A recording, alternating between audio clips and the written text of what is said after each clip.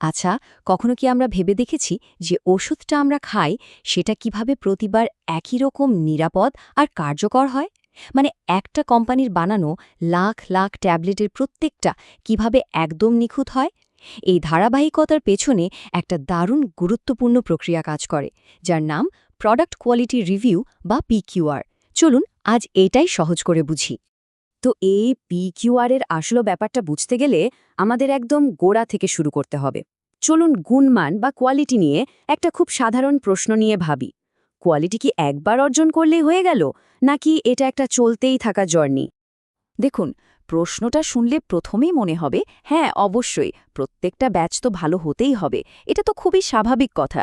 কিন্তু আসল চ্যালেঞ্জটা কিন্তু একবার ঠিকঠাক জিনিস তৈরি করা নয়। আসল চ্যালেঞ্জ হলো প্রতিবার মানে বারবার কোনো ভুল ছাড়াই কাজটা ঠিকভাবে করা। মানে ব্যাপারটা একটা ছবির মতো না, বরং একটা সিনেমার মতো। আসল লক্ষ্য হলো এটা নিশ্চিত করা যে আজকে বানানো 1000 নম্বর ব্যাচের কোয়ালিটি যেন প্রথম ব্যাচের মতোই নিখুঁত থাকে।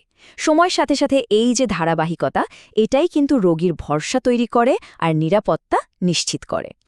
তাহলে এই যে এত বড় একটা চ্যালেঞ্জ, মানে বছরের পর বছর ধরে কোয়ালিটি এক রাখা, এটা ফার্মা ইন্ডাস্ট্রি কিভাবে সামলায়? এটা তো আর ভাগ্যের উপর ছেড়ে দেওয়া যায় না, তাই না? এর জন্য একটা খুব গোছানো কাঠামোবদ্ধ প্রক্রিয়া আছে। আর এই প্রক্রিয়ার নামই হল প্রোডাক্ট কোয়ালিটি রিভিউ বা পিকিউআর। অনেকে এটাকে এপিআর বা অ্যানুয়াল প্রোডাক্ট রিভিউ বলে। সহজ ভাষায় বলতে গেলে এটা হলো একটা ওষুধের জন্য একটা বাৎসরিক হেলথ চেকআপের মতো, যেখানে গত 1 বছরে ওষুধটার প্রোডাকশনের প্রতিটা ছোটখাটো বিষয় একেবারে খুঁটিয়ে খুঁটিয়ে দেখা হয়। তো এই হেলথ চেকআপের মূল উদ্দেশ্যটা কি? এটা আসলে কয়েকটা খুব জরুরি প্রশ্নের উত্তর খোঁজে। যেমন, প্রোডাকশন প্রসেসটা কি ঠিকঠাক মতো চলছে, নাকি লাইন থেকে সরে যাচ্ছে? ব্যাচের পর ব্যাচ যে প্রোডাক্ট তৈরি হচ্ছে তার কোয়ালিটি কি একই থাকছে? আর সবশেষে এই সব ডেটা দেখে কি মনে হচ্ছে যে প্রসেসটাকে আরও ভালো করার জন্য কিছু বদলানো দরকার? বেশ, এই যে বাৎসরিক হেলথ চেকআপের কথা আমরা বলছি, এর ভেতরে ঠিক কি কি জিনিস দেখা হয়? চলুন এক ঝলকে দেখে নিই কোন কোন ডেটা পয়েন্টগুলো এখানে বিশ্লেষণ করা হয় একটা প্রোডাক্টের স্বাস্থ্য সম্পর্কে একটা পরিষ্কার ছবি পাওয়ার জন্য। বুঝতেই পারছেন, তালিকাটা বেশ লম্বা। মানে এটা খুবই গভীর একটা বিশ্লেষণ। এখানে শুধু কতগুলো ব্যাচ ফেল করলো সেটাই দেখা হয় না, বরং আউট অফ স্পেসিফিকেশন বা ওএসওএস এর মতো ঘটনাগুলো খতিয়ে দেখা হয়। এগুলো কিন্তু এক একটা সতর্ক সংকেত। আবার ক্যাপা মানে কারেক্টিভ অ্যান্ড প্রিভেন্টিভ অ্যাকশনস ঠিকমতো কাজ করছে কিনা সেটাও দেখা হয়। এখানে প্রত্যেকটা ডেটা পয়েন্ট আসলে একটা বড় গল্পের ছোট ছোট অংশ।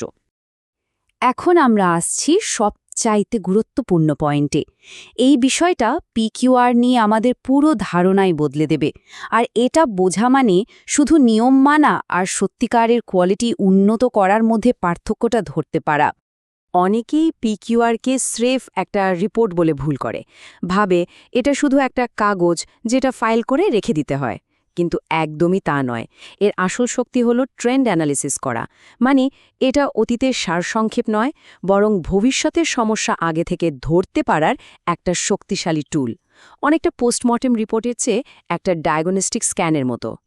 ব্যাপারটা আরেকটু সহজ করে বোঝার জন্য আসুন একটা উদাহরণ দেখি।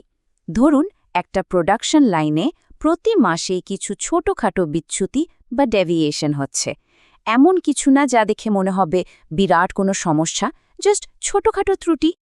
দেখুন, আলাদাভাবে দেখলে 1 মাসের কয়েকটা ছোট বিচ্যুতিকে হয়তো তেমন গুরুত্বপূর্ণ মনে হবে না।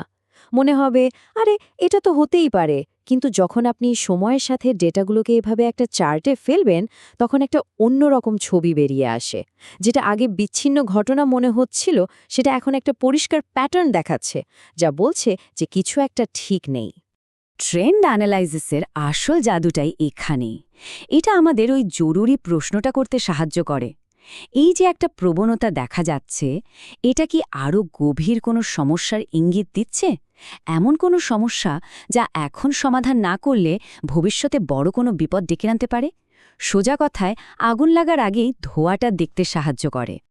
আর শুধু কোম্পানির ভেতরের কোয়ালিটি টিমই নয়, এই গভীর বিশ্লেষণটা কিন্তু রেগুলেটরি অথরিটি, মানে যারা ওষুধের গুণমান নিয়ন্ত্রণ করে, তারাও অডিটের সময় খুঁজে থাকেন। অডিটের সময় কোম্পানিগুলো প্রায় কয়েকটা সাধারণ ভুল করে।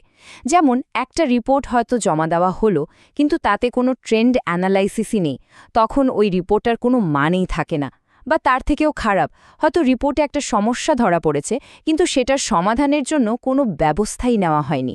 এটা দেখলেই অডিটররা বুঝে যান যে কোম্পানির কোয়ালিটি সিস্টেমে বড়সড় গলদ আছে।